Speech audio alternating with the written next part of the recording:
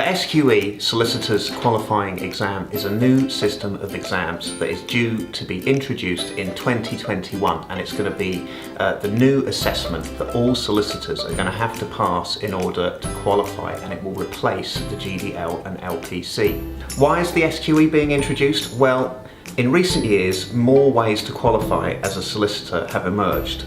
It used to be the case that only a few years ago you could only qualify by doing a university degree and then the LPC and a 2-year training contract, but now apprenticeships and the paralegal equivalent means that there are diverse ways of training and qualifying as a solicitor, so the SQE is designed to ensure consistency along all those different pathways. So everyone will take the exam at the end point of qualifying, and that will ensure that they've all reached the same standards in theory. What if you're already doing the GDL or LPC though, and you're worried about what's going to happen in 2021 when those two qualifications are phased out and replaced by the SQE?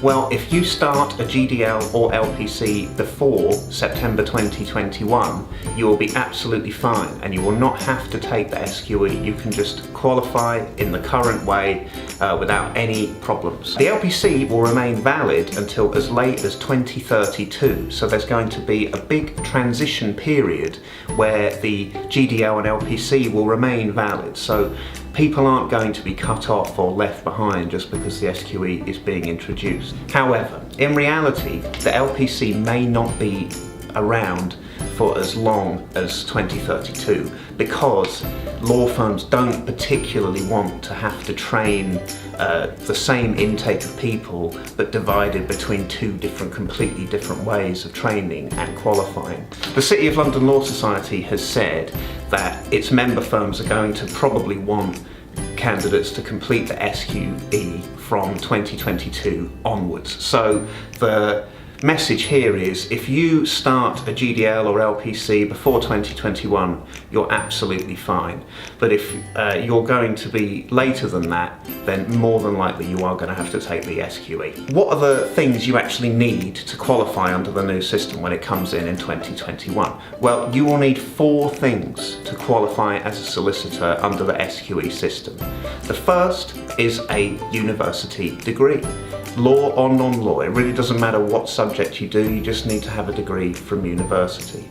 Number 2 is that you need to pass the SRA's character and suitability test, which is exactly the same as it is under the current system, so no change there. Where it gets interesting is stages 3 and 4. So number 3 is that you need to complete the Solicitors Qualifying Exam, the SQE, which is a series of exams divided into 2 stages. Remember here as well that the SQE is not a course, so it's not like the GDL or LPC where you do lots of study beforehand, it's just a series of exams.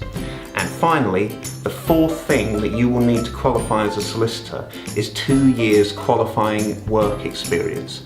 Now that probably sounds a lot like a training contract, and it is, but there are some key differences there. Namely, the 2 years qualifying work experience under SQE can be completed at up to 4 different organisations and completed at different times as well. So for example, a placement at university, if you did some volunteering at a law clinic or the Citizens Advice Bureau, all of this can potentially count towards your 2-year total, so there is a big change there. What does the SQE actually involve? Well, as we said, it's a series of exams, not a course. And those exams are divided into 2 stages, SQE1 and SQE2. SQE1 broadly tests the knowledge that you would be tested on when you're studying for a law degree or GDL, so it covers legal knowledge, the 7 foundations of law and so on. Meanwhile, stage 2 is much more practical. You can compare it to the LPC in terms of the skills it tests. It tests practical legal skills such as client interviewing, advocacy, drafting and so on. How much will the SQE actually cost students? Well, this is where it gets interesting and frankly unhelpful. The SRA has said that the cost for the exams will probably amount to £3,000 to £4,000. That's just to take the exams themselves.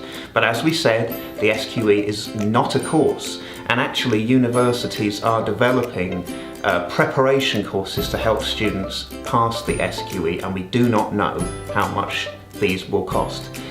It might be worth comparing GDL fees and so on at the different universities to get an idea of how much those courses might cost.